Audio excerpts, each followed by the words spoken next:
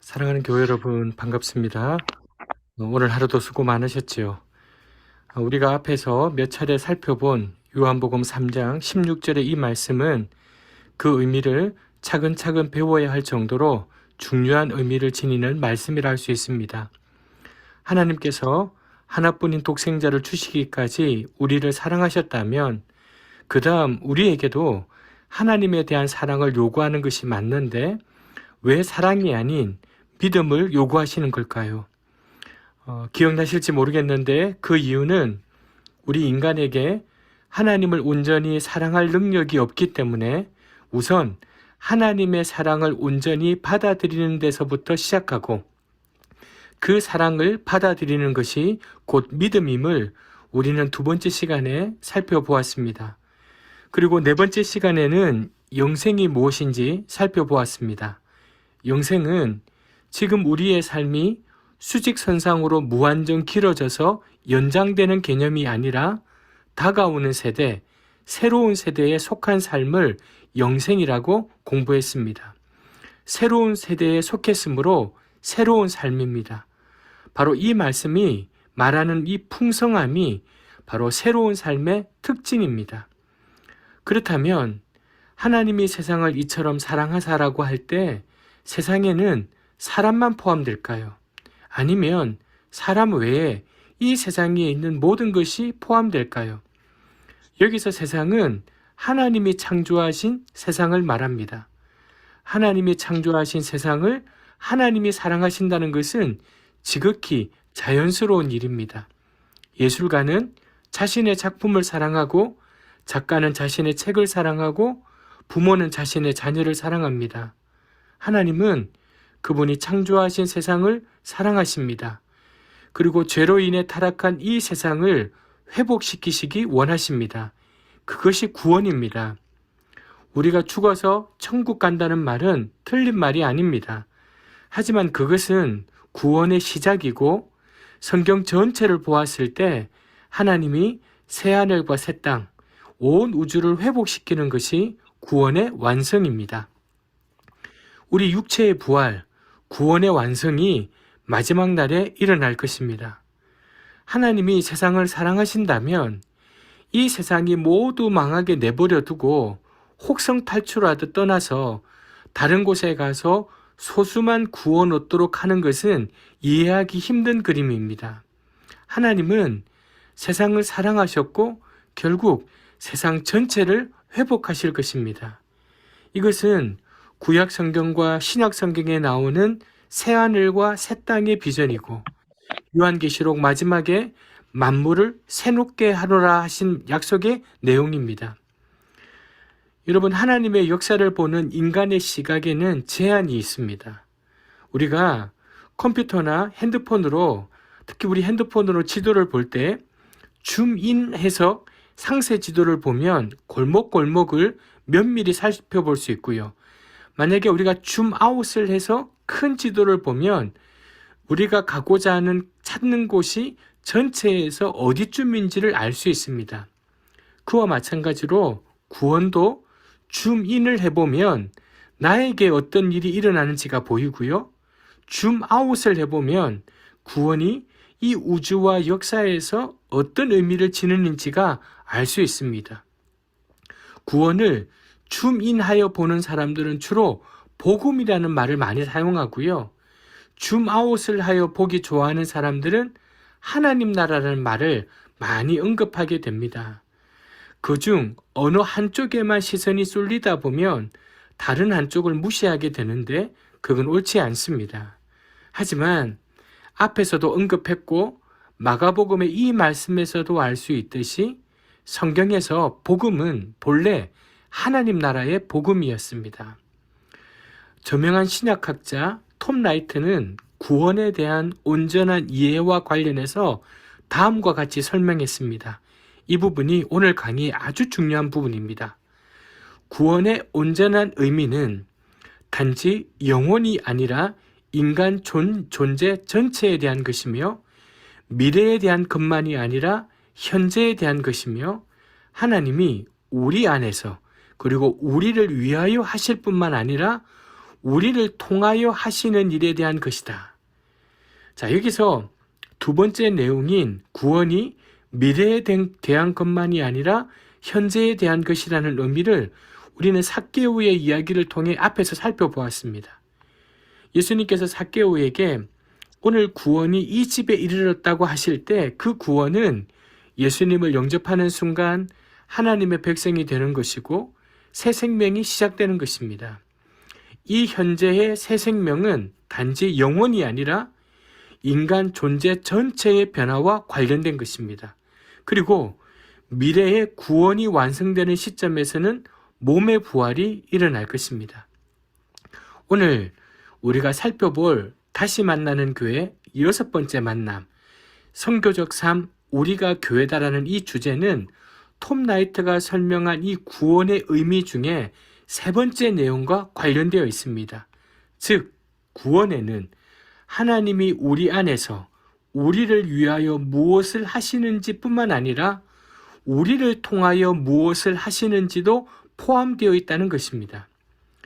예수님 당시 이스라엘의 문제는 하나님이 우리를 위하여 곧 이스라엘을 위하여 무언가를 해 주실 것을 굳게 믿은 반면에 하나님이 이스라엘을 통하여 세상을 구원하실 것이라는 점은 놓쳤다는 데 문제가 있습니다.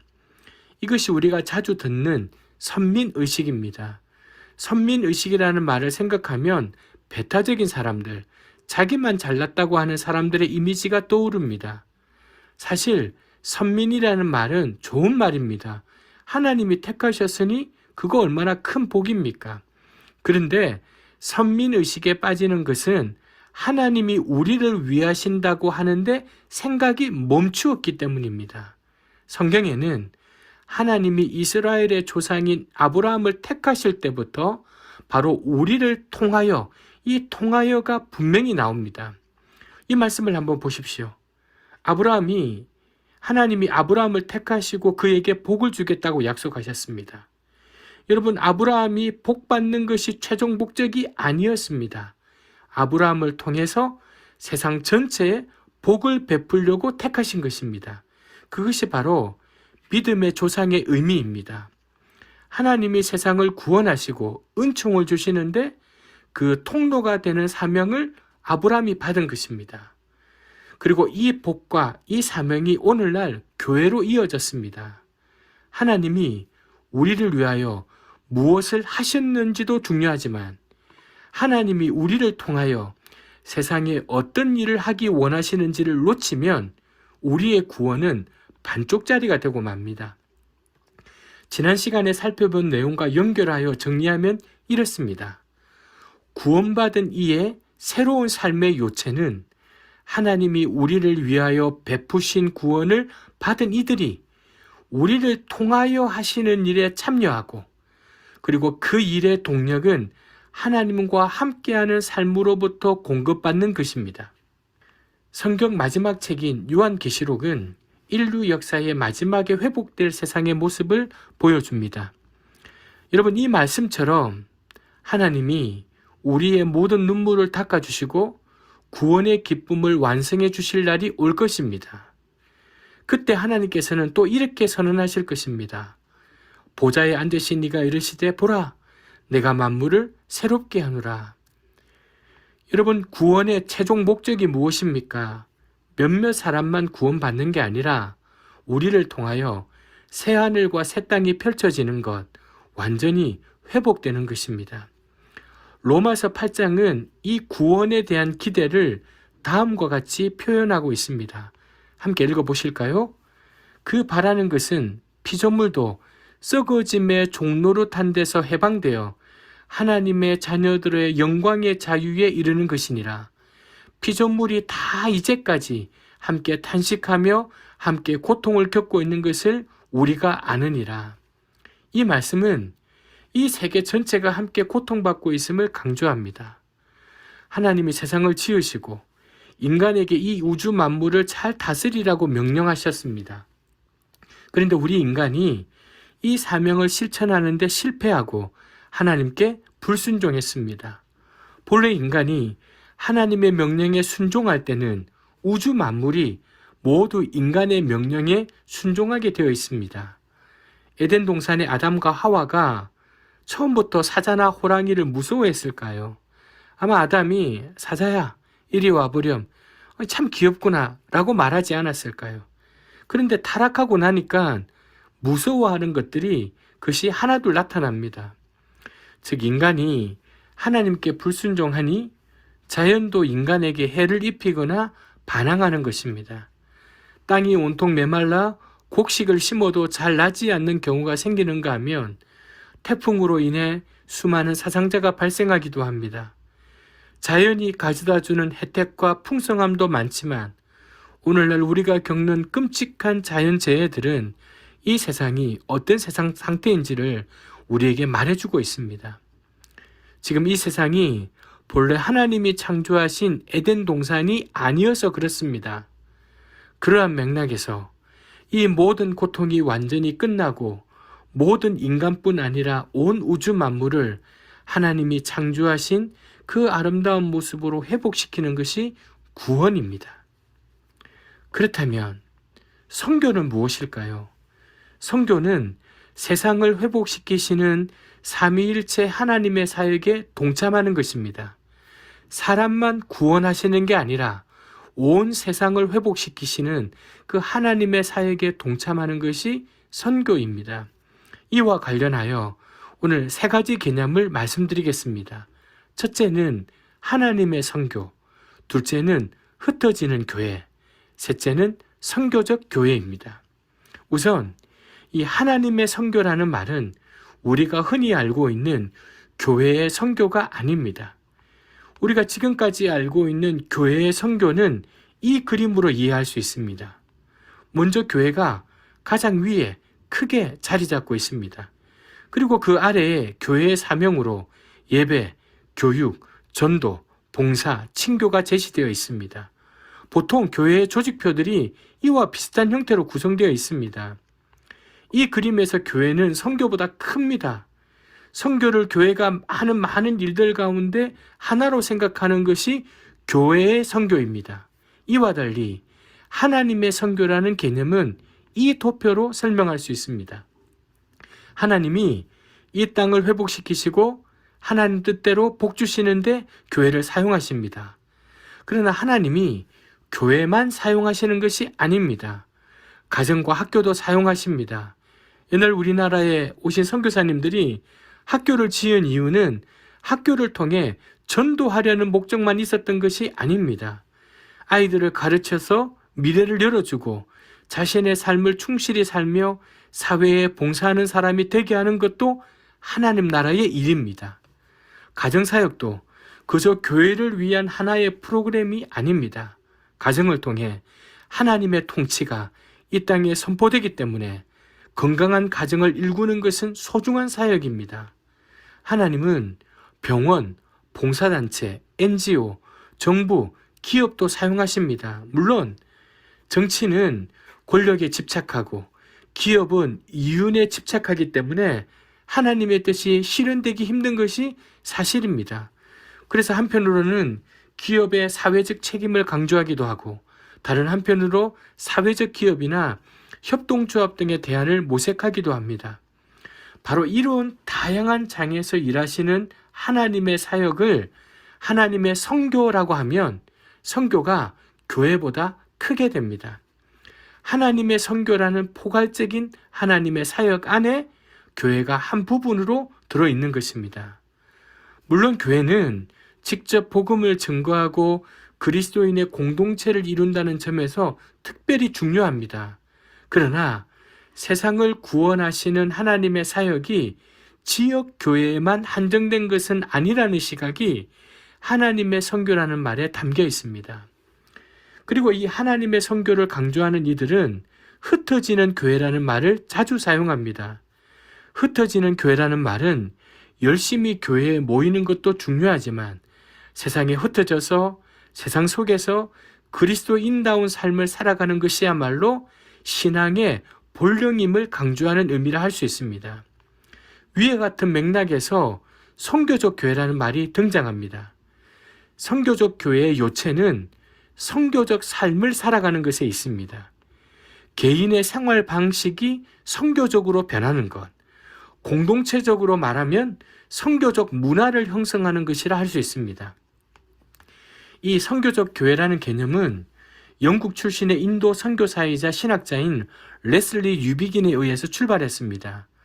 1974년 35년간의 인도의 선교 사역을 마치고 영국에 돌아왔을 때 레슬리 유비긴은 깜짝 놀라고 말았습니다. 기독교인으로서 인도라는 비기독교 사회를 선교하기 위해 평생을 헌신했는데 그 선교지에서 돌아와 마주했던 영국이라는 사회는 도저히 기독교 세계, 기독교 사회라고 말하기 힘든 모습이었습니다. 교회에 다니는 교인의 숫자가 옛날보다 적어지기도 했지만 기독교적인 것에서 멀어져 있는 그리스도인들의 삶을 현장에서 생생히 보았기 때문입니다. 그 충격을 안고 이 레슬리 유비겐이 다시 성경을 읽고 시작하는데요. 전에 보이지 않던 말씀이 보이기 시작합니다. 요한복음 20장 21절의 이 말씀은 예수님께서 제자들, 사도들과 그리스도인들을 세상에 보내신다는 것입니다. 즉 하나님께 속한 우리를 세상으로 보내시는 것입니다. 기독교 세계에서 비기독교 세계로 영국 혹은 미국 교회가 중국과 인도, 아프리카로 선교사를 보낸다기보다는 하나님이 모든 그리스도인들을 세상에 보내신다는 것입니다. 이렇게 보면 교회는 보내는 주체가 아니라 보냄받는 대상이 됩니다. 해외에 나가 있는 선교사뿐 아니라 모든 그리스도인이 세상으로 보냄받은 것입니다. 이렇게 보냄받은 교회를 가리켜서 미셔널 처치라고 합니다. 일반적으로 선교적 교회라고 번역하지만 단순히 해외 선교나 전도를 열심히 하는 차원의 교회라기보다는 선교적 삶을 사는 교회라고 할 수 있습니다. 예수님은 너희는 세상의 빛이라 산 위에 있는 동네가 숨겨지지 못할 것이요 라고 말씀하셨습니다. 산 위에 있는 마을이 정상적으로 생활하면 그 빛이 자연스럽게 새어나갈 수밖에 없다는 말씀입니다. 그 빛은 여기가 교회입니다라고 광고하는 빛이 아니라 삶에서 신압으로, 즉 모르는 사이에 조금씩 드러날 수밖에 없는 생활의 빛입니다. 이것을 선교적 교회에 적용하면 선교적 교회는 교회가 행하는 프로그램 중 하나가 아니라 교회의 본질을 되찾자는 의미에서의 교회를 말하는 것입니다. 그렇다면 어떻게 하면 선교적 교회가 될 수 있을지 선교적 교회의 특징과 방향을 몇 가지 잠깐 나누어 볼까 합니다. 첫째, 선교적 교회는 진정한 사귐이 있는 교회입니다. 여러분, 요한복음 13장의 이 말씀, 교회가 세상에서 존중받으려면 먼저 서로 사랑해야 한다는 말씀입니다. 첫 시간에 우리는 교회의 두 본질은 사귐과 선교라고 배웠는데 진정한 사귐이 있는 공동체가 선교적 교회라고 할 수 있습니다. 그러한 진정한 사귐이 있는 교회의 삶 자체가 바로 빛이 되는 것입니다. 이웃을 우리 집으로 초청해서 함께 식사를 하고 차를 마시려면 먼저 우리 가정 안에 따뜻함과 화목이 있어야 하지 않겠습니까? 두 번째, 선교적 교회는 그 사귐을 지역사회로 확장해 가는 교회입니다. 선교적 교회는 지역사회와 주민들을 단지 전도의 대상으로 생각하기 이전에 더불어 사는 이웃으로 생각합니다. 이런 생각으로 지역사회와 신뢰관계를 형성하고 지역 주민과 지역 공동체의 발전에 기여합니다. 그래서 선교적 교회는 지역의 필요에 민감하고 지역 주민의 삶을 존중하는 교회입니다. 세 번째, 선교적 교회는 일상을 소중히 여기는 교회입니다. 선교적 삶을 소중히 여긴다는 것은 일상의 삶을 소중히 여긴다는 말입니다. 여러분, 우리의 신앙의 축이 교회에서 일상으로 이동하면 이웃과의 접촉점이 넓어질 수밖에 없습니다. 집 주위를 산책하고 지역의 어떤 운동 모임이나 책 모임이나 어떤 모임에 가입하고 아파트 주민회나 학부모 모임에 참석하는 일 등에서 선교적인 접촉점이 생길 수 있습니다. 그래서 특별할 것 없는 우리 이 평범한 일상의 깃든 복을 누리는 삶이 선교의 출발이라 할 수 있습니다. 그 다음, 선교적 교회는 개방적인 언어, 개방적 태도를 지향하는 교회입니다. 선교적 교회는 선교를 생활화하는 문화를 형성해 갑니다. 교회 문화는 교인들이 주로 사용하는 언어와 관련이 많은데 이웃을 삶의 동반자로 여긴다면 우리의 언어가 달라질 수밖에 없습니다. 우리 교회에서는 그렇지 않지만 보통 교회에서 대표 기도를 할 때 통역이 필요한 수준의 어려운 기독교 용어를 사용하는 경우가 많습니다. 뭐 다 알아들을 수 있는 얘기지만 무소부재, 긍휼 이런 단어도 이 교회 다니지 않는 사람에게는 좀 낯설고 어려운 단어일 수 있습니다. 사적인 자리에서 만나 이야기하면서 자신들만 아는 교회 내부의 이야기를 하는 것은 우리가 삼가해야 합니다. 사람이 가장 소외감을 느낄 때가 자신이 이해하지 못하는 유머를 듣고서는 다른 사람들이 다 같이 웃을 때라고 하지 않습니까? 우리가 명시적으로 말하지는 않지만 암묵적으로 인정되고 있는 교회의 문화나 분위기를 비신자들의 입장에서 한번 점검해 보아야 합니다. 그 다음, 선교적 교회는 선교적 민감성을 가진 교회입니다. 교인들이 자신의 소명을 발견하고 잠재력을 실현해가는 삶이 선교적 삶입니다. 보통 선교를 하려면 해외에 나가야 하고 돈이 필요하고 또 해외에다가 교회나 선교센터를 지어야 한다고 생각하는데 정말 힘 있는 선교는 우리 각자의 생활 현장에서 마주하는 사람들의 필요에서 시작하는 것입니다. 사람들의 필요와 내가 줄 수 있는 것이 만날 때 선교적 역동이 일어납니다.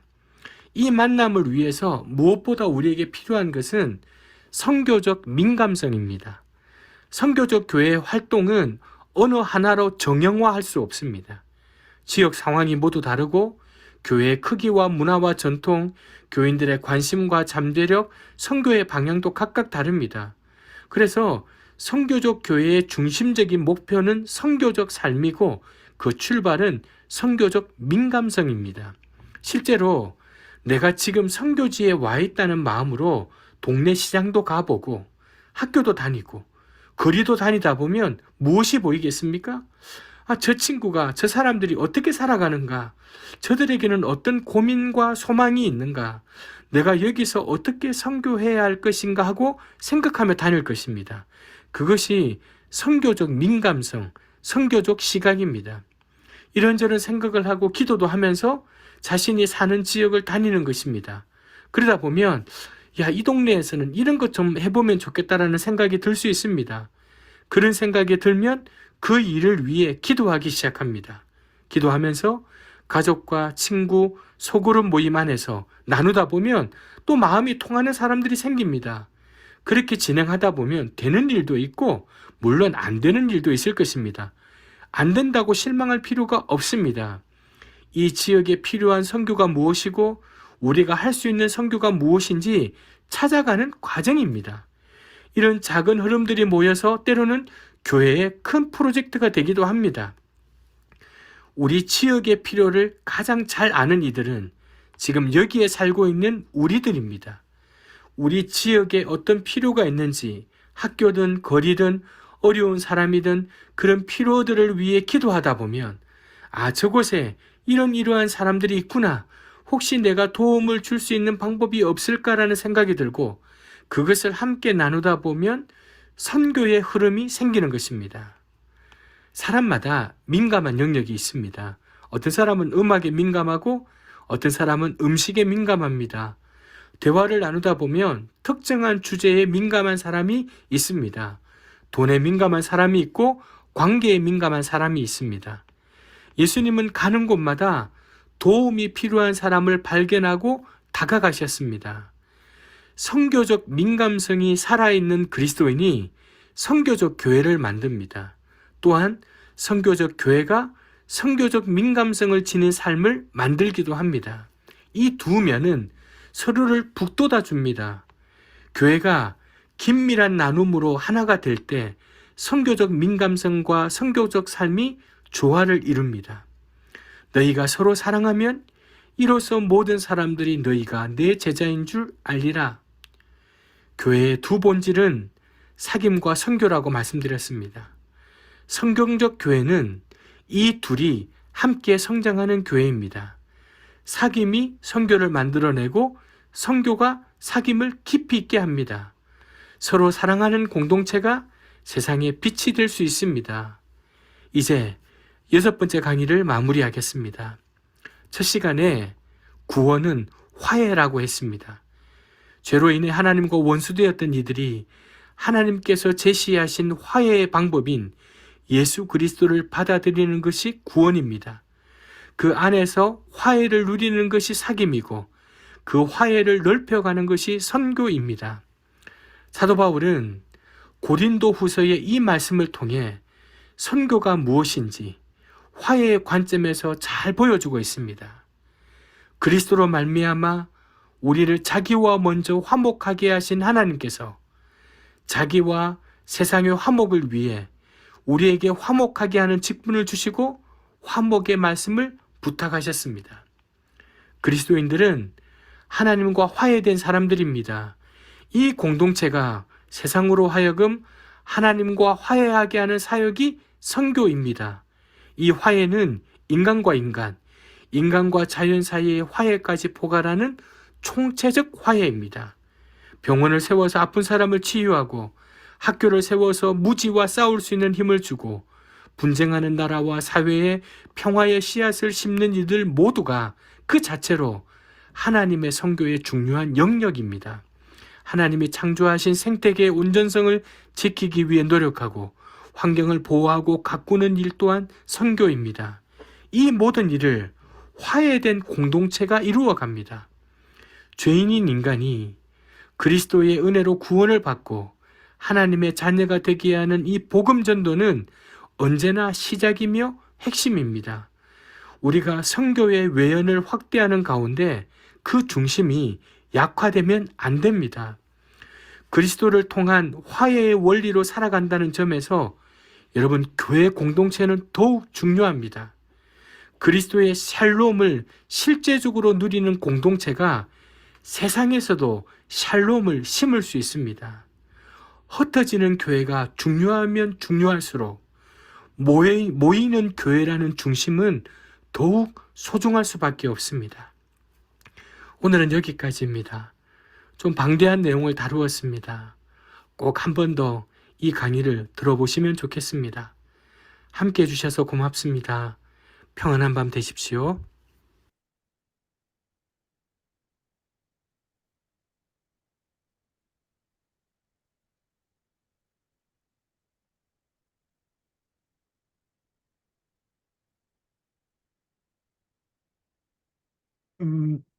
잘 들으셨습니까? 예.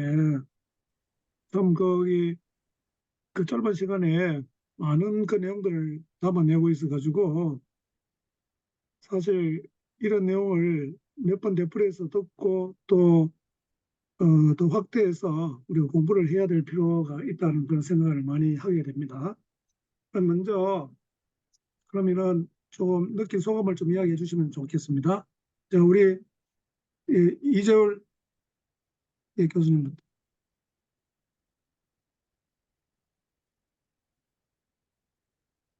보세요. 예. 예, 오늘은 뭐 전혀 안 졸고 정신 아주 또록또록하게 잘 들었습니다. 이 참 굉장히 중요한 말씀이고 마음에 와닿는 것 같아요. 이 선교적 삶을 살아라. 그리고 이제 이 중에서 제일 좀 저한테 와닿는 게 이 선교적 민감성. 그러니까 하나님의 선교라는 걸 아주 좀 넓은 의미의 선교 개념을 우리가 받아들이면은 이 지역 사회에서 이 선교적 민감성을 가지고 살아야 된다. 참 내가 살고 있는 이 지역에 정말 많은 관심을 기울이면서 어떤 점에서 내가 도움을 줄 수가 있을까 이런 이제 생각을 가지고 어, 관찰하고 또 접촉을 하고 해야 된다는 참 굉장히 저한테는 필요하고 또 어, 중요한 내용이라고 그런 생각이 들었습니다. 그리고 이제 저도 이제 어, 요즘 그 하나 조금 실천하려고 한 잘 안 되는 게 이 아파트 이렇게 이제 뭐 이렇게 18층이래 있으면서 36가구가 이래 사는데 전혀 만나도 이제 서로 인사를 안 하거든요. 안 하는데 야 이거 참 인사를 한번 이제 시작해 보자 해가 했는데 어떤 때는 하는데 어떤 때는 또 쭈삣쭈삣거리면서 또 안 하고 지나가 버리고 그래서 요즘은 만날 때마다 하여간 좀 잘 해보자 그러고 이제 하고 있습니다만 아직까지는 잘 안 되고 있습니다. 여기 이제 아주 조그만한 건데 어, 참 이게 어, 민감성이 없어서 그런지 이 지역 사회가 뭘 필요로 하는지 아직은 참 잘 모르겠어요. 예. 그런 점에 대해서 더 좀 관찰하고 생각을 해야 될 것 같습니다. 예, 아주 좋은 저한테는 정말 좋은 말씀이라고 생각이 됩니다. 예. 예, 감사합니다. 예, 오늘 그 참석하신 강명식 우리 목사님 미국에서 목회하고 계시는데 좀 오늘 들으시고 또 어떤 생각이 드셨는지. 예, 저는 그 사귐이라는 단어가 와 닿았습니다.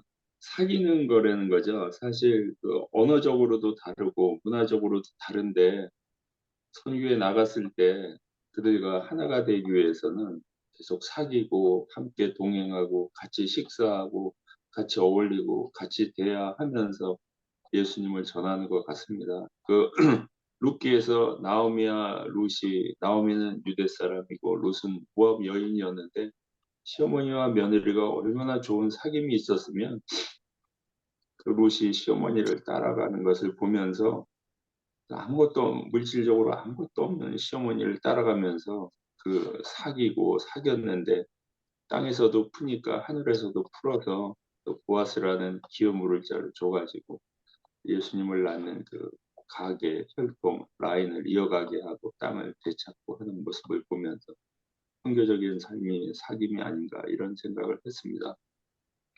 예, 감사합니다. 우리 그레이스님은 어떤 생각이 드셨는지.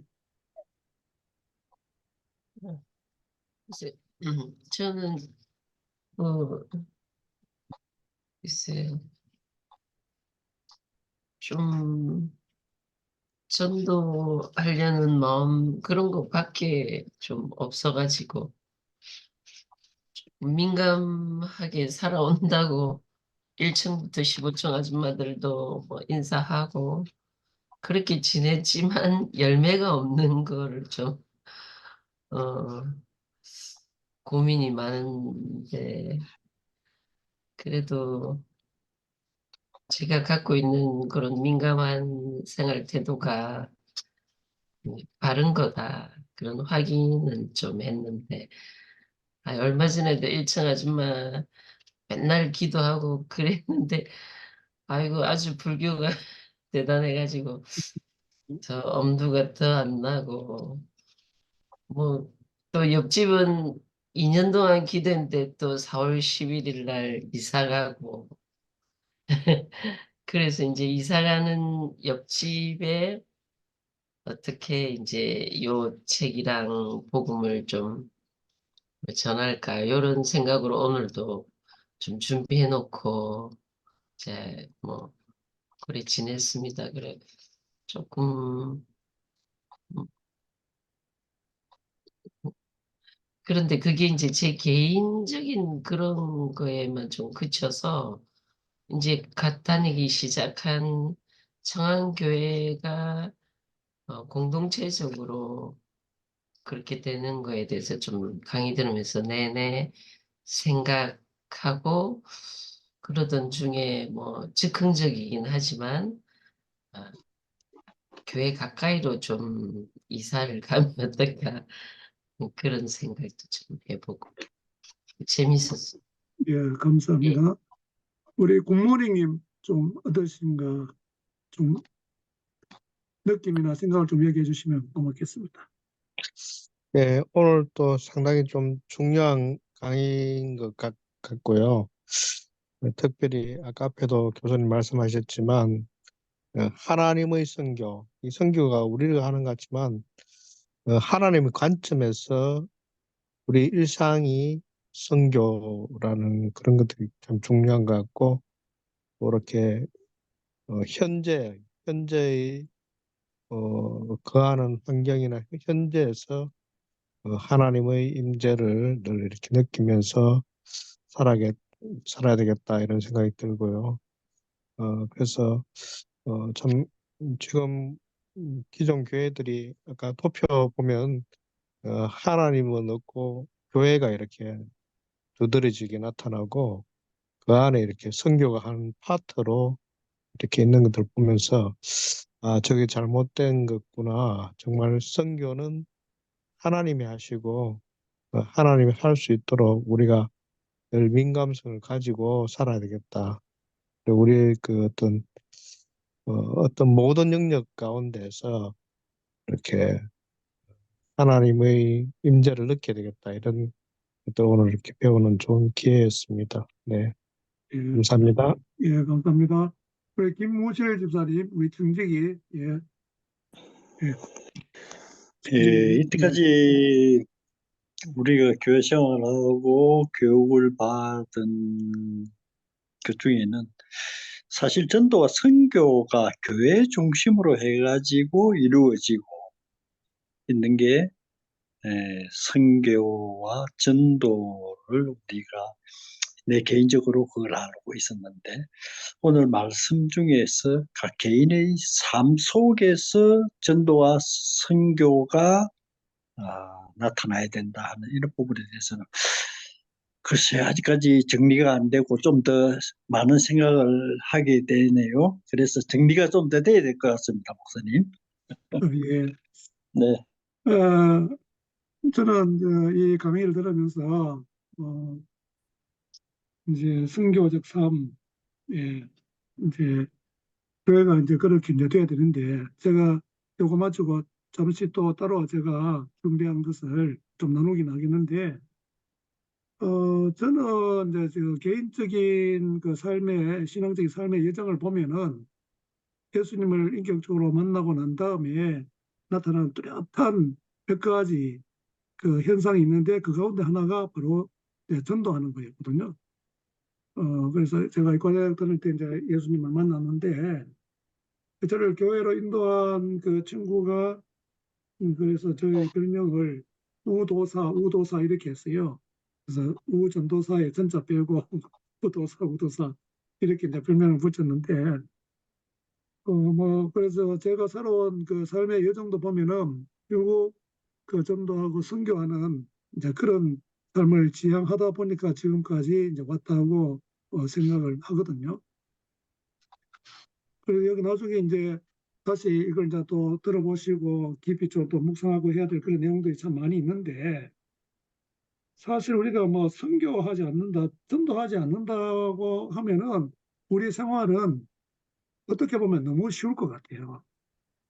우리가 이제 전도하고 선교해야 되기 때문에 우리의 삶이 이제 올바라야 되고 그다음에 또 선을 행해야 되고 뭐 또 이제 어쨌든 다른 사람들에게 도움을 주는 이제 그런 삶을 살지 않으면은 이제 그 우리가 전도한다는 거, 선교한다는 거이 다 빈말이잖아요. 그러니까 어떻게 보면은 이 선교적 삶, 선교적 교회가 된다고 하는 것 자체가 기독교 신앙의 어떤 총체적인 것을 드러내면서 하나의 꽃과 열매 같은 그런 것이 아닌가 그런 좀 생각이 많이 들었습니다. 그런다고 해가지고 우리가 뭐 약간 뭐 선교 중심적으로 뭐 전도 중심적으로 살아야 된다 이런 의미는 아닌데 우리의 삶의 존재 양식 자체가 그렇게 돼야 된다 하는 것을 오늘 그 말씀에서 잘 또 이야기를 해주고 있는 것 같아요. 그래서 사실 우리가 이거 1시간이 끝나지만 오늘 내용은 다른 그 파트보다도 훨씬 이제 내용을 많이 이제 함축하고 있다. 저는 그렇게 생각을 하거든요. 또 다른 거하고 다 연결이 되고 이게 선교적인 삶, 선교적인 교회가 된다고 하는 것은 그거 자체만 한다고 해가지고 되는 게 아니고 어, 결국은 아까 다 그 좀 나온 거지만은 선교하는 교회하고 선교적 교회는 완전히 다른 이제 교회거든요. 아까 선교하는 교회는 무슨 뭡니까? 선교가 한 파트가 되는 그 사회의 한 파트가 되는 게 이제 선교하는 교회라 이렇게 할 수 있으면 선교적 교회는 모든 영역에 있어서 어떤 선교적인 어떤 그런 마인드로 살아가는 그런 사람들이 모인 것이 바로 선교적 교회다 이렇게 또 이야기할 수가 있습니다. 그래서 그거 제가 곧 이어서 제가 조금 이렇게 말씀을 드릴 텐데 오늘 이야기한 것은 너무너무 이게 중요한 이제 그런 주제고 이것이 우리의 삶을 살아가는 데 있어서 늘 이렇게 잊지 않고 있어야 되는 이제 그런 그 주제라고 생각합니다.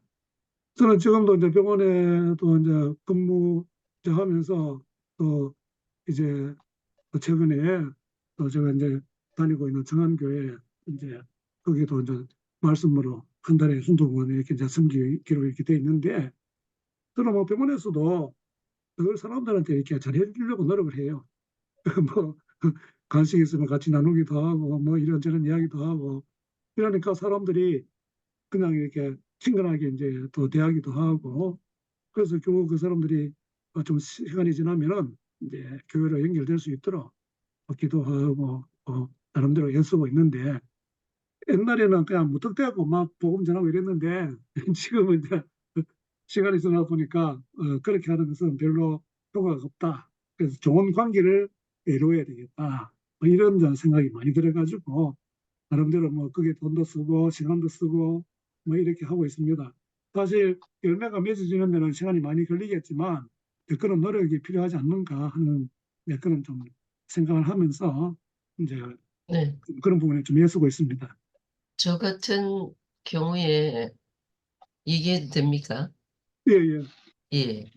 목사님, 예. 제가 차량 운행해야 돼서 예, 예, 운행하면 알겠습니다. 신청하겠습니다. 예, 계속. 예, 예, 예. 예, 예, 예, 괜찮습니다. 예, 예, 예. 예.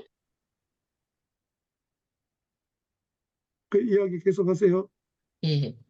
그리고 저는 그 항상 그 전도에 좀 열매가 없고 오늘 뭐 선교적 교회의 일상의 삶을 통해서 좀 나타나야 되는 그런 거여야 되는데 그 부분에서 제가 확실히 많이 부족해서 그런 게 아닌가.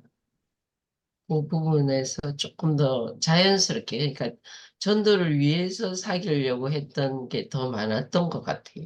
예, 예. 그래서 좀 자연스럽게 사귐이 더 일과에서 얘기한 것처럼 음, 좀 그런 반성도 되고 좀, 좀 좋았던 것 같아요. 예, 예. 예. 어쨌든 우리가 이거 사람 불신자들하고 관계를 잘 맺어가는 거 이게 참 좋은 것 같아요. 중요하고 이제 그렇기 때문에 아까 초대도 이야기했지만 우리가 전도하지 않는 삶을 한다고 생각하면은 뭐 우리 뭐 마음대로 이렇게 살아도 아무 문제가 없잖아요. 그런데 결코 우리가 이제 그렇게 살아서는 안 되는 존재이기 때문에 좀 많이 고민해야 될 어떤 그런 주제인 것 같습니다. 자, 그러면은 제가 또 준비한 거 가지고 좀 더 이야기를 하겠습니다. 자, 여기 보면은 이제 저기 로마서 15장 15절 16절 베드로전서 2장 5절 다음에 2장 9절 여기 보면은 이런 말씀이 있죠.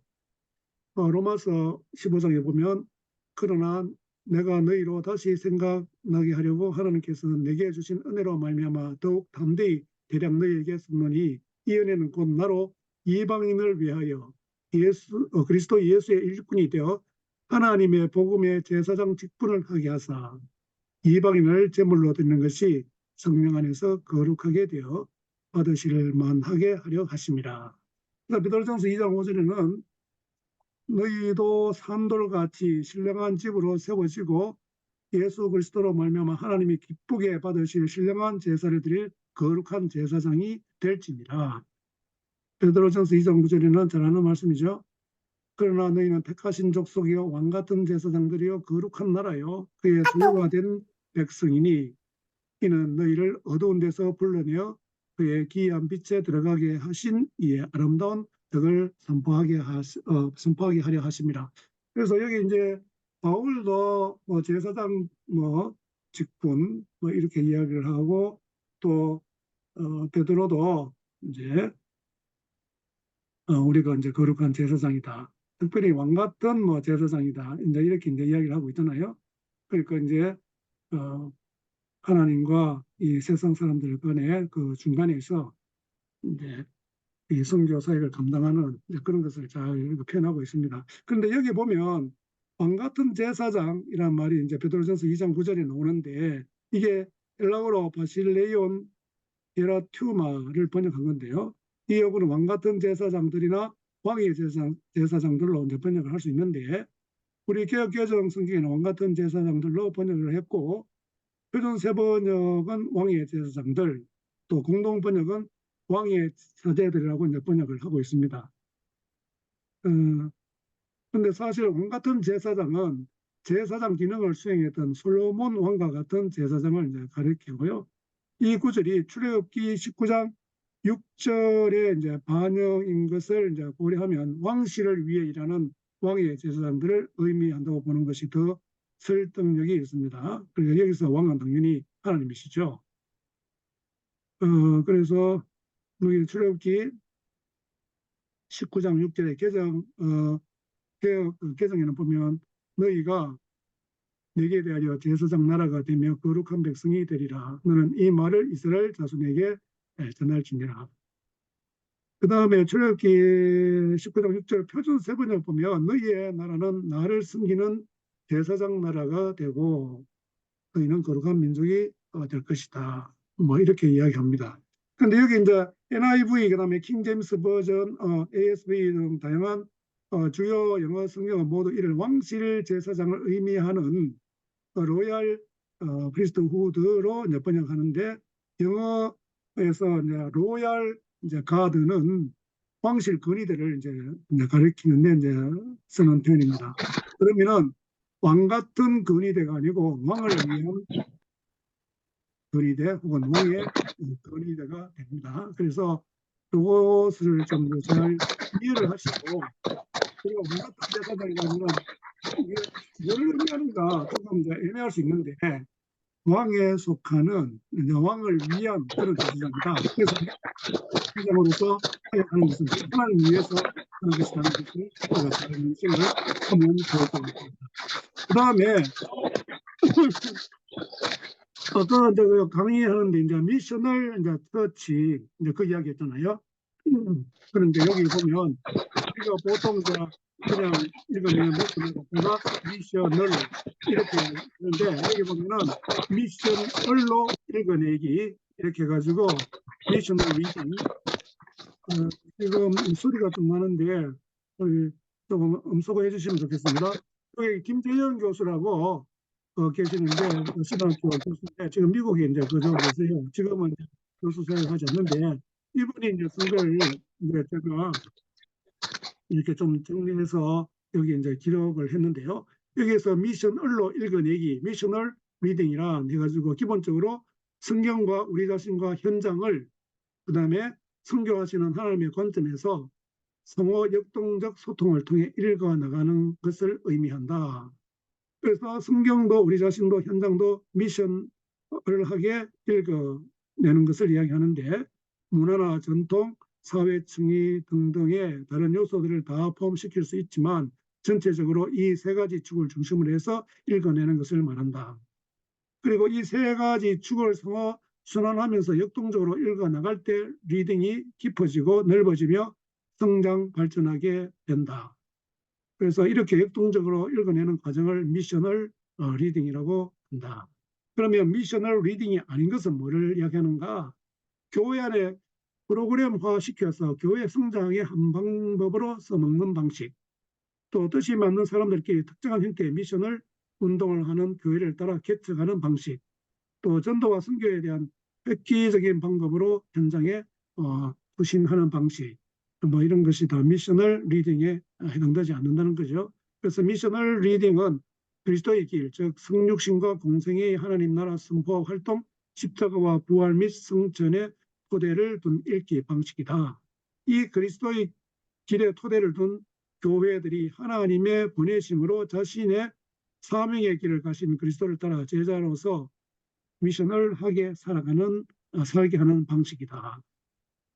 그 다음에 세 축의 역동적 상통 순환적 성장 발전의 미셔널 리딩은 개척교회로 출발하거나 이미 전도적인 틀을 가지고 있는 기성교회들에서나 말씀과 하나님의 뜻과 그리스도의 길과 성령의 변혁에 사귐을 위해 순종하며 전진할 수 있게 해주는 변화의 원동력이다. 이렇게 이야기할 수 있습니다.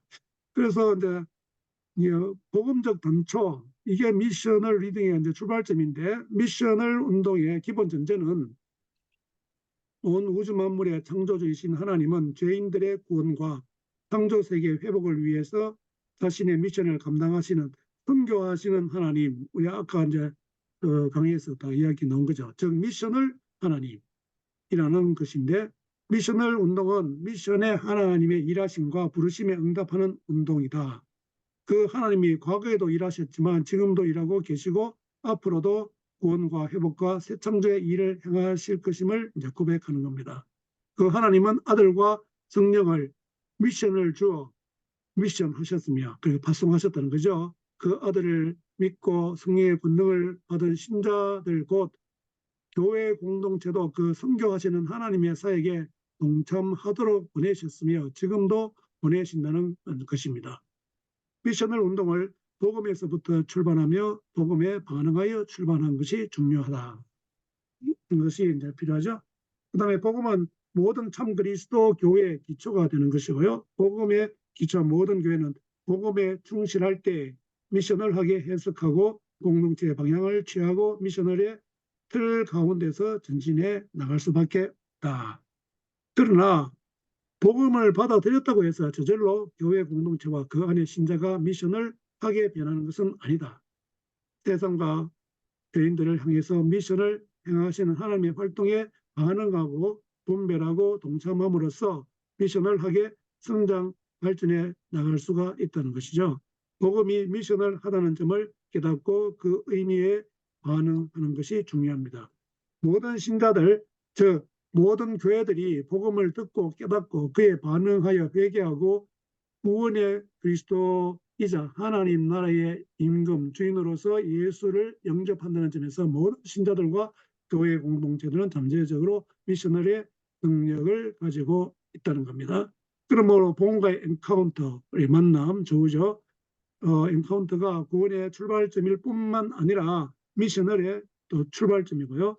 복음과의 만남 가운데 성령과 자신과 현장, 이 세 가지 축이 다 이제 들어 있다는 겁니다. 복음을 우리를 부르시고 초청하시는 하나님과 그 응답에 그 부르심에 응답하는 우리, 그리고 우리가 살아가고 있는 삶의 현장, 컨텍스트, 이것이 이 엔카운터 가운데에서 만나고 있다는 거죠. 하나님의 복음의 부르심에 회개와 믿음으로 응답하는 우리는 현장 속에 존재하면서 살아가고 있는 신자들이고, 물론 현재 우리의 약점은 우리가 우리의 현장 가운데서 응답한다는 사실을 배제시키고 있다는 점이고 더욱 생략되어 있다는 것입니다. 우리는 죄인들을 구원하시는 예수님의 권세를 믿는 거죠. 그 예수는 죄인들을 구하기 위해 세상 가운데로 보냄을 받은 하나님의 아들입니다. 누가 보내셨는가? 성부 하나님이 보내셨고, 구원하시는 이 예수는 보냄받은 이라는 거죠. 하나님이 세상을 이처럼 사랑하사 하나님의 사랑이 아들을 세상 속으로 또한 죄인들 가운데로 보내셨고 아들인 예수 그리스도는 세상을 죄인들을 이처럼 사랑하사 사랑으로 사랑에 순종하여 아버지의 보내심을 받아들이셨죠. 여기에 하나님 아버지의 보내시는 미션, 파송과 받아들인 예수의 미션, 사명이 서로 엮여 있습니다. 죄인들을 향하여 죄인들 속으로 세상 속으로 보냄을 받으셨다는 겁니다. 그 보내심에 성령도 함께 하시고 성령으로 잉태하사 동정녀 마리아에 태어나신 즉 하나님의 구원 사역은 그 자체가 미션을 함입니다. 미션의 사랑이 구원 사역의 동력입니다. 이 사실은 기본적으로 복음의 터전 위에 선 교회는 미셔널의 잠재력을 지닌다는 것, 특별하게 미셔널 교회를 지향해서 따로 특별한 사명감을 가진 사람들이 나와서 미셔널 교회를 개척하는 경우도 있을 수 있지만 복음을 영접하고 인정하는 모든 그리스도의 교회들은 미셔널을 담재하고 있습니다. 나는 미셔널에 대해서 모르는데 어떻게 그 유별나고 특별한 미셔널 교회를 할 수 있는가라고 생각할 필요가 없다는 겁니다. 복음을 믿고 회개하고 그리스도를 따르는 삶을 살아가는 자는 누구나 미셔널의 그 가운데 서 있습니다. 자, 그러면 우리가 좀 생소한 미션을 이렇게 계속해서 이야기하고 있는데요. 미션은 포스트 크리스천니티 시대 가운데 이 하나님의 성교라는 주제에 관심을 기울였던 영미의 신학자들이 기존에 미션이라는 말과 이라는 명사와 미셔너리라는 형용사 혹은 명사가 주로 해외 선교에 연결되어 사용되어 있고 이미 새로운 선교의 장으로 변해버린 자신들의 교회들이 서 있는 현장에서의 선교 사명에 대해서는 거의 쓰이지 않는다는 점에서 미션이라는 단어에 R을 붙여 만든 신조어입니다. 이 영어 단어를 그냥 읽으면 미션이 되는데 영어 미션에 R, 그래서 한국말의 정신 알갱이로 이제 전환하면서 읽는 소리로는 미셔널로 들리면서도 눈으로 볼 때는 미션의 을로 읽을 수 있도록 워드 플레이를 한 것이 미션을입니다. 그래서 미션을 선교적이라고 번역하지 않고 그대로 음력 더하기 을을 사용한 것은 이 미션을 자체가 기존의 해외 선교 중심의 미션에 대한 중요한 전환을 반영하기 위한 것입니다. 이걸 처음에 이야기한 분이 지성관 목사인데요. 저도 뭐 개인적으로 좀 아는 목사님인데 이분이 일상생활의 어떤 그 영성 이런 걸 많이 강조하고 또 책도 쓰신 분입니다. 그래서 이분이 이야기하신 것에 대해서 김정 교수가 제청을 하고 또 조셉 이게 선교사님이신데 이분이 이제 삼청하는 걸로 이렇게 이제 이야기를 해놨습니다. 그러므로 미셔널은 새로운 선교 정황과 환경 가운데서 교회가 처해 있는 새로운 선교의 자리와 그 선교가 과거처럼 주로 교회가 하는 선교가 아니라 하나님이 하시는 선교이자 하나님이 보내시는 선교임을 표현하고자 미션을이라는 단어를 새로 만들었던 영미 신학자들의 의도를 거의 그대로 반영하고자 한 것입니다. 그래서 물론 그대로 음역해서 미션을로 쓸 수도 있지만 조금 더 창의적인 우리의 손길을 보태서 미션을로 써보자 하는 것이 제안자와 제청, 삼청한 자들의 뜻입니다. 그러면 독생자를 보내사 보냄과 보냄받은 파송과 사명 보겠습니다. 우리는 죄인들을 구원하시는 예수님의 권세를 믿는데 그 예수는 죄인들을 구원하기 위해 세상 가운데로 보냄을 받은 하나님의 아들입니다. 누가 보내셨습니까? 성부 하나님이 보내셨죠. 구원하시는 이 예수는 성부에 의해 보냄받은 이고 어디로 보내셨는가? 하나님이 세상을 지금 사랑하사 하나님의 사랑이 아들을 세상 속으로 죄인들 가운데로 이제 보내셨고 하나님의 아들인 성자 예수 그리스도 역시 성부 하나님처럼 세상을 이처럼 사랑하사 그 사랑에 순종하여 사랑으로 세상과 죄인들을 건지도록 하나님 아버지의 보내시는 미션, 사명을 받아들이셨습니다. 여기에서 아버지 하나님의 보내시는 미션, 파송과 그 보내심을 받아들인 아들의 미션, 사명 이 하나가 되고 그 보내심에 성령도 함께 하셔서 아들을 성령으로 잉태하사 동정녀 마리아에게서 태어나게 하시고 또 그 아들을 공생해서 공적 활동에 보내어 하나님 나라를 선포하고 그 나라를 입증하고 나타내실 때 더불어 성령을 함께 보내십니다. 성육신 하신 공생의 사역은 어떤 면에서 성령이 예수를 파송, 미션했다고 표현할 수 있을 정도죠. 아버지께서는 성령을 그 아들에게 한량없이 부어주시고 하나님의 구원 사역은 삼위일체 사역이며 그 자체가 미션을 함입니다. 미션의 사랑이 구원 사역의 동력이 됩니다. 그래서 예수의 사역이 미션을 하신 하나님이 아들에게 그 주신 미션을 그 아들 성자 성자 아들인 예수 그리스도로 성육신하여 살아가시고 행하시고 활동하시고 당하시고 감당하시고 이루어내신 일이 중요합니다. 예수 그리스도의 출생에서부터 죽으심과 부활 승천 좌정하심에 이르기까지의 삶이 미션을 한 삶의 모범이자 모판이자 패턴이며 길입니다. 미션을 한 삶을 위해서는 예수의 길을 깊이 묵상해야 하고 예수께서 걸어가신 길이 미셔널의 길을 보여주는 것이고 그의 성육신과 성장하심 시험받고 이겨내신 공생의 십자가와 부활 성전과 자정하심의 길이 하나님의 미셔널에 동참한 우리의 길의 패턴을 보여주고 있습니다. 그다음에 성육신, 보통 성육신의 원리에 대해서는 많은 관심을 기울여 왔는데 하나의 문화권에서 다른 하나의 문화권으로 들어가서 그 안에서 복음을 심고 뿌리 내리고 자라나게 하는 원리를 이해하고 따르는 것입니다. 우리는 완전히 다른 타 문화권에 대해서만 아니라 우리가 살고 있는 문화권 안에서도 이웃 속으로 들어갈 때 성육신의 원리를 따라서 다른 세계관과 다른 생활 스타일, 다른 관점을 가진 이웃들 속으로 들어간다는 점을 이해할 필요가 있습니다. 그것은 로고스와 생명이 아기처럼 들어가서 그 문화권 안에서 자라나는 것인데 우리의 그 복음의 생명력을 유지하면서 주변을 흡수하며 성장하는 것이고요. 그것은 동화되는 것은 아니지만 동화되는 것처럼 보일 수도 있고 새로운 다른 문화 속에서 하나님 나라의 생명의 꽃을 피우는 것입니다. 대부분의 한국 교회들은 한국 교회 안에 있으면서 그 문화권 안에서 분리교회를 결집하는 운동을 추구하는데 거기에 비해 기독교의 로고스와 생명력, 복음의 논리와 능력이라는 요소는 약화된 것을 알 수 있습니다. 그 다음에 아이덴티티, 세례받으심, 이는 내 사랑하는 아들이요 내게 빼앗는 자다. 시험받으심, 이걸 살펴보겠습니다. 광야에서 받은 예수의 시험이 미셔널과 무슨 상관이 있느냐. 흔히 이루어지고 있는 미셔널 운동 담론에서 이 시험의 요소는 거의 다뤄지지 않는데 그러나 세상 속의 교회는 이 시험에 직면해 있고 이 시험을 극복해야 합니다. 극복한 이후에야 비로소 미셔널의 사명을 짊어지고 나갈 수가 있습니다. 1차적으로 회개와 십자가의 복음이 넘어야 할 거침돌로 시험을 하겠지만 그 단계를 통과한 이후에도 보존과 유지, 다시 말해서 먹을 것, 힘, 권세, 진화, 하나님에 대한 시험의 유혹이 상존하죠. 미셔널 운동에 참여한다고 나선 교회들도 이런 시련들, 유혹들을 넘어서야 하나님의 미셔널에 동참할 수 있습니다. 미셔널 운동에 뛰어들면 하나님이 봐주시고 돌봐주시는가? 뜻이 좋기 때문에 사명이 옳기 때문에 하나님이 알아서 인도해 주시는가? 하나님에게 대한 철저한 의지를 시험 받게 되는데 올바른 생각과 올바른 방향과 올바른 의지, 올바른 결단과 순종이 바탕이 되어야 되는 것이고요.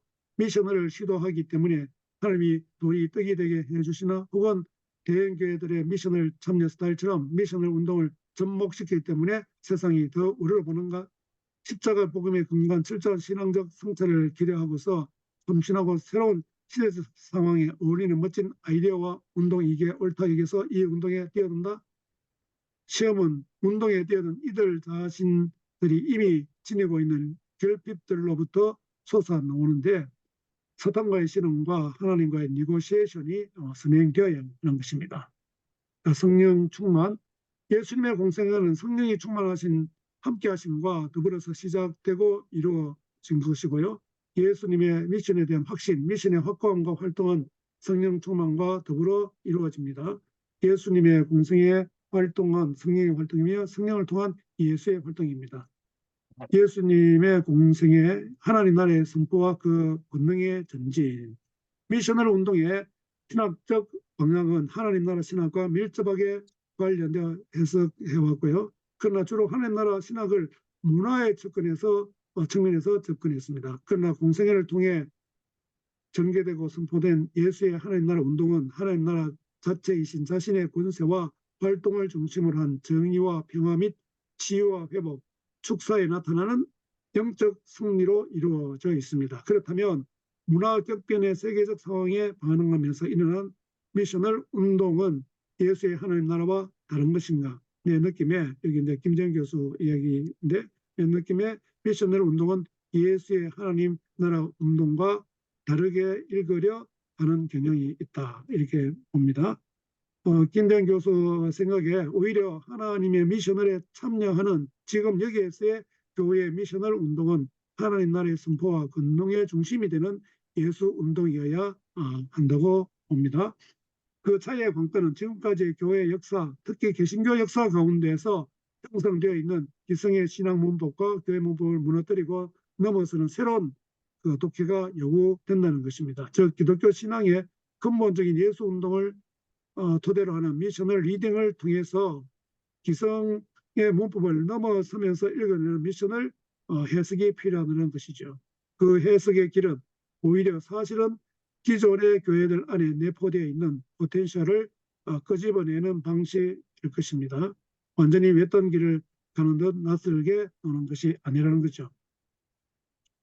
하나님 나라의 왕이신 예수를 중심으로 한 하나님 나라의 선포와 현존이 뻗어나가는 여러 갈래들과 통정성, 즉 총체성이 확보되어야 한다는 뜻이고요. 그런 점에서 공성에서 드러나는 예수의 하나님 나라 현존성과 선포는 현재 직업 여기에서의 미셔널 운동의 잠재 능력이 되는 것입니다. 하나님 나라 백성으로서 우리 그리고 교회 공동체는 어떤 현존이며 어떤 정인이며 어떤 것이며 어떤 이웃이며 어떤 선포인가를 미루어 짐작할 수 있게 해주는 바로 메타다. 이렇게 이야기를 하고 있습니다. 그래서 아까 제가 말씀드린 그 선교하는 교회와 선교적 교회 그런 그 차이점이 무엇인지 이런 거 하는 게 참 중요하다고 봅니다. 예, 앞에 놓은 내용하고 다 이제 연결되는 건데 좀 더 이렇게 뭐 학문적으로 좀 이렇게 접근해야 접근했다 해야 되겠나? 이런 식으로 좀 이렇게 설명하고 있는데 아마 앞에서 이야기하는 거하고 똑같은 뭐 이야기라고 저는 이제 이해를 합니다. 방금 읽은 내용에 대해서 또 조금 이야기하실 분이 있으면 좀 이야기를 해주시면 좋겠습니다. 우리 이 교수님 좀 들어보니까 어때요? 예, 근데 이 미셔널 리딩이 뭐 우리나라에서 시작이 된 거예요? 아니면 다른 나라에서 먼저 시작이 됐나요? 이제 다른 나라에서 이제 시작이 된 거죠. 예. 그래가지고 이제 계속해서 이제 선교적 교회 뭐 미셔널 이제 처치 이래가지고 이제 책도 이제 번역되고 하는데 우리나라에서 독창적으로 나온 게 잘 없죠. 그래서 우리나라에서 이제 수입을 해가지고 이것을 확산시키고 이제 그런 운동을 해가는 것이 이제 뭐 우리가 할 일이라고 생각합니다. 요 운동하고 그러면은 이것도 이제 하나님의 선교적인 관점에서 예, 같은 건가요? 그렇죠. 그러니까 어, 그 앞에서 이야기하는 거하고 같은 맥락이라 보면 이제 됩니다. 예.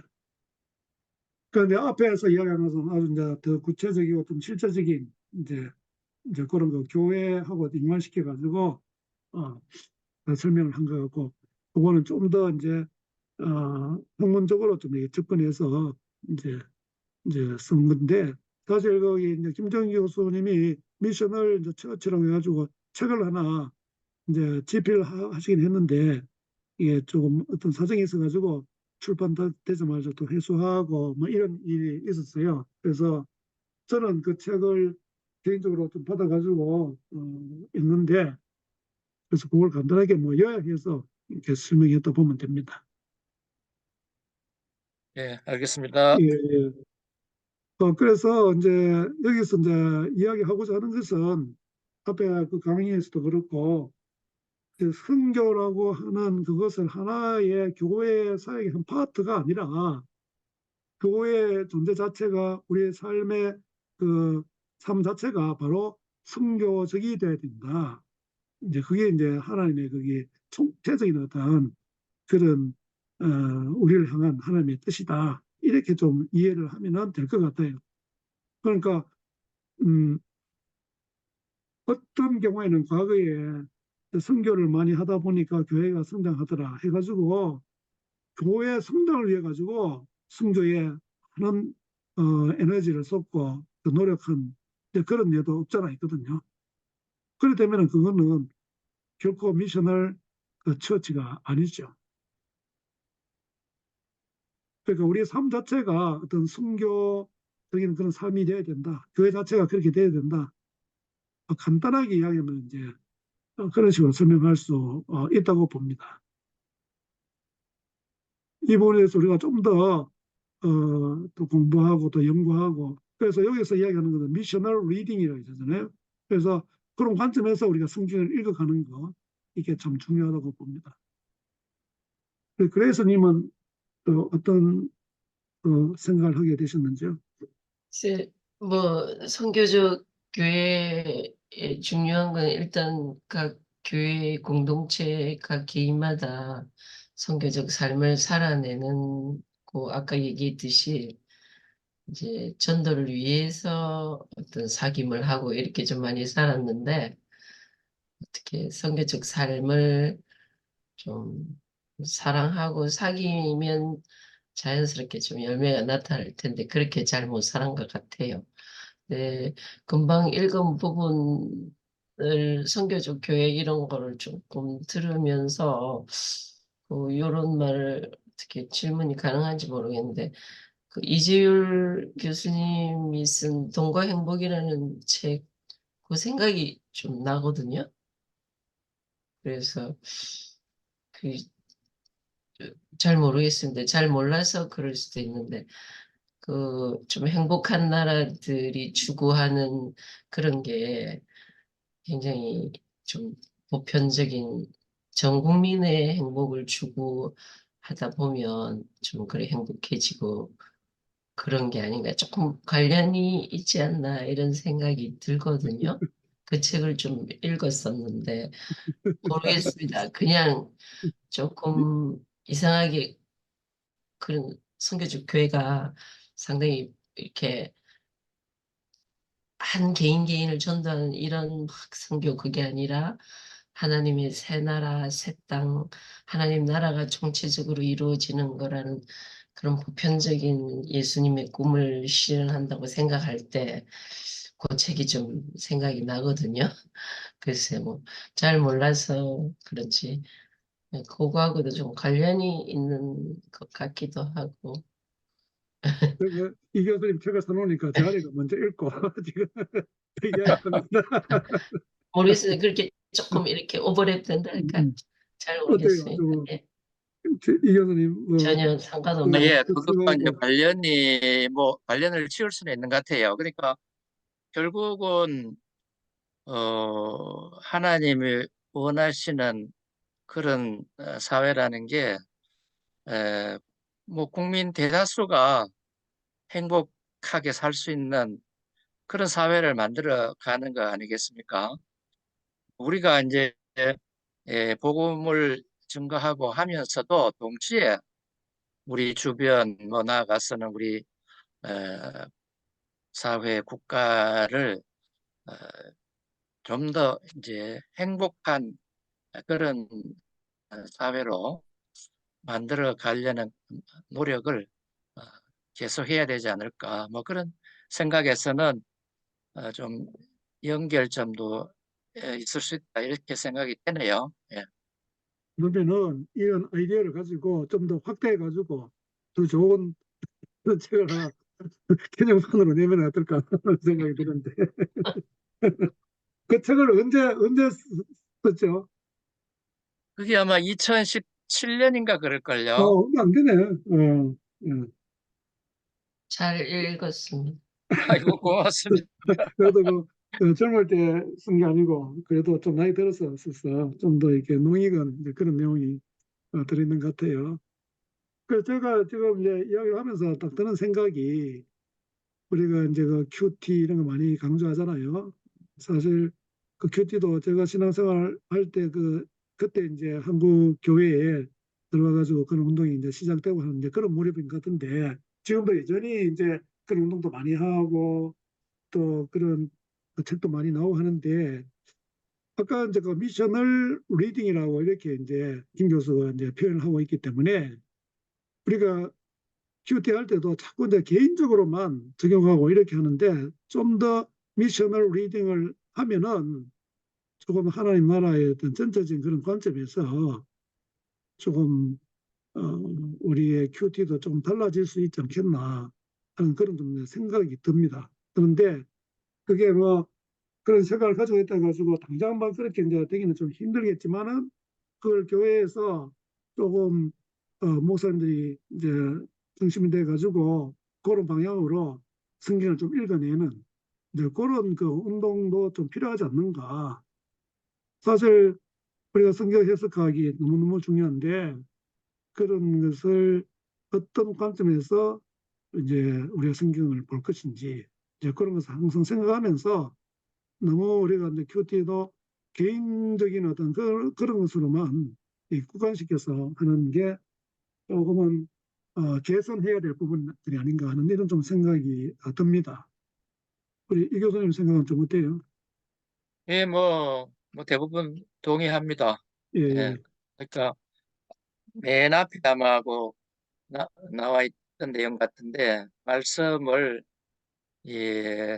나와 또 내가 살고 있는 어떤 현장 그러니까 이게 이제 우리의 실천은 굉장히 좀 좁은 범위부터 예, 시작을 해서 점점 확산이 돼야 되는 것 같아요. 네, 에, 뭐 그래서 내 가정부터 시작을 하지만 점점 이렇게 지역 사회 또 나아가서는 뭐 국가 사회까지 이렇게 확대되는 그런 어떤 현장이 이제 그렇게 확대가 될 수 있는 것 같습니다. 이제 예, 그런데 적용되는 미팅을 하면은 좋지 않겠나 이런 생각이 예, 드네요.